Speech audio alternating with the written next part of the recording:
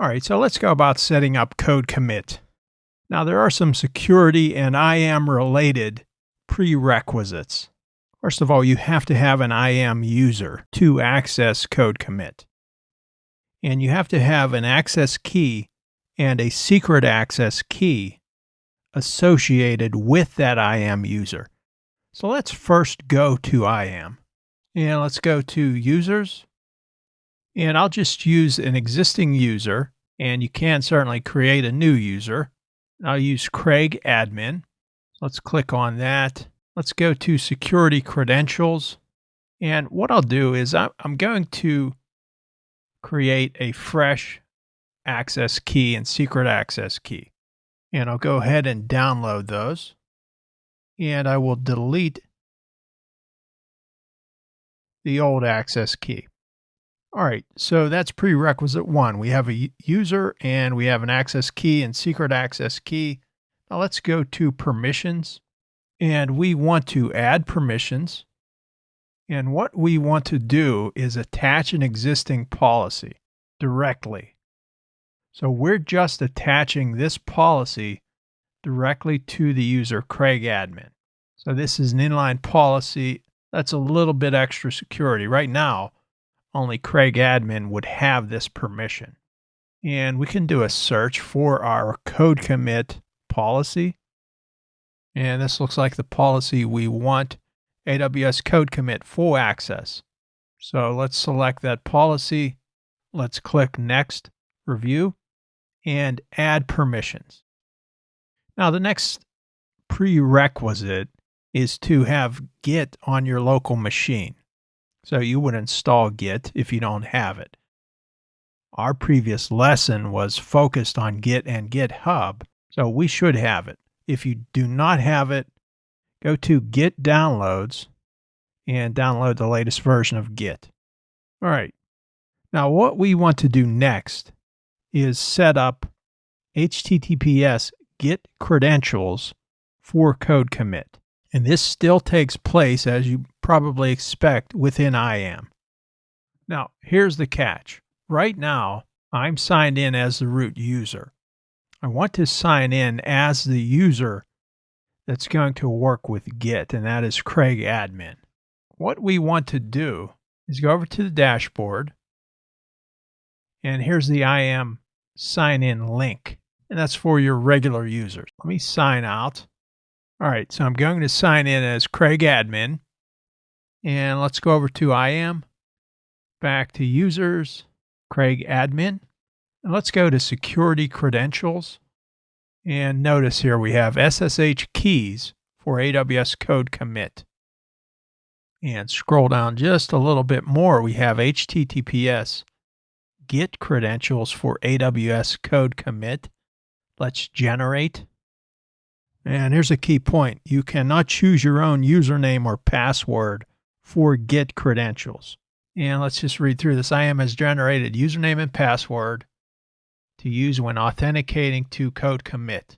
Use these credentials when connecting to CodeCommit from your local computer and tools that require static username and password. And like access keys and secret access keys, it's the only time the password will be available. Let's download these. And there we go. Gitcredentials.csv. And close.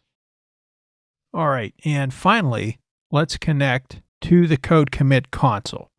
So I'll just open a new tab and I'll plug in a URL. You can just go to the AWS Management Console. This is just taking you to CodeCommit.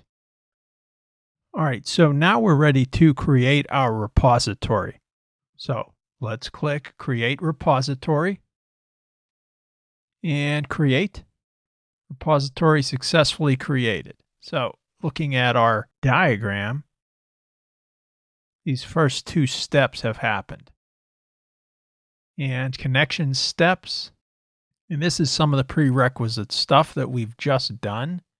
We can clone our repository, but what we want to do is add something to our repository. So let's click Add File and Upload File. Choose a file And what I'm going to do is upload some JSON files. There we go. And that's basically a CloudFormation template for a WordPress blog. And I'll just enter some information, and just like Git, I'll commit changes. And there we go. And you'll notice it operates very much like GitHub. All right, let's take a step back. And of course, we just have one repository. Let's click on that. View repository. Pretty straightforward. We've seen these commands in GitHub. Pull request, clone. Certainly can add to our repository. Let's click on our file. Let's click on the gear icon. And this is more like an IDE version of our file. All right. Now let's click on commits. It's important to be able to see the commit history of your repository. We have one commit, was done 3 minutes ago. Of course, if we had more, they would be displayed here. And note, we could view commit history by branch. Well, we don't have any branches just yet, so we just have the master. All right, back to repositories. Let's click on this. Let's clone it.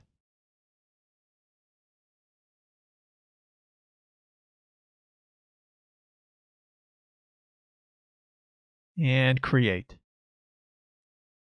And create again. Now let's go back again to repositories, and you'll see we have now 2 repositories. So again, this works very much like GitHub. What this is buying us again is that it's a managed service. We don't have to worry about our underlying hardware updates. It's all managed by AWS. Let's focus on our master for now.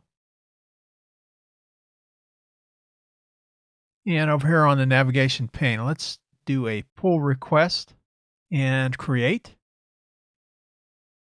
All right, now let's go back to our master.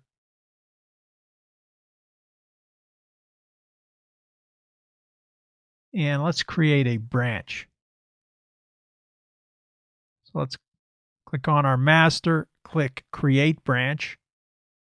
Give the branch a name. We're branching from our master, and create branch. And let's go into our branch. Let's add a file.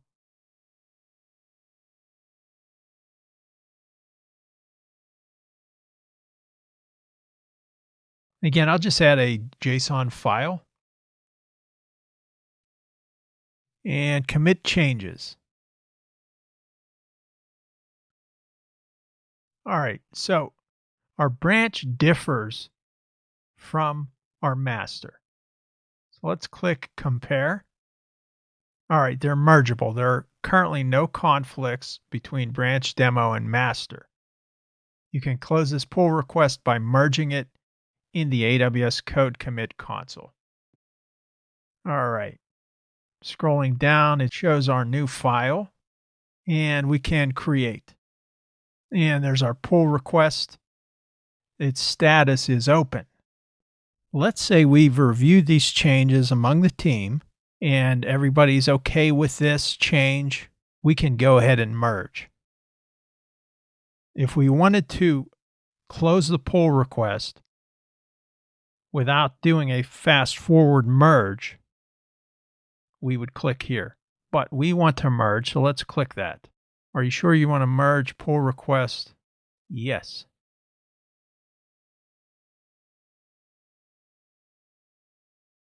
Note our status has changed to merge. And there's our activity and our changes. CloudWatch logs.json has been added. Now, let's go back to repositories. We can verify. And here's our original repository. So let's go into that. Note, we now have two files. So that update came from our branch.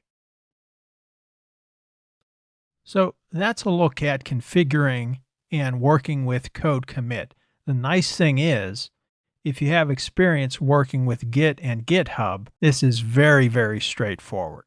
And our previous lessons in GitHub set us up well to come into CodeCommit and get up and running very quickly. So with that, we have completed this lesson. Now we can go into our next service in our AWS Developer Tools, and that is Code Build. So please join me in the next lesson.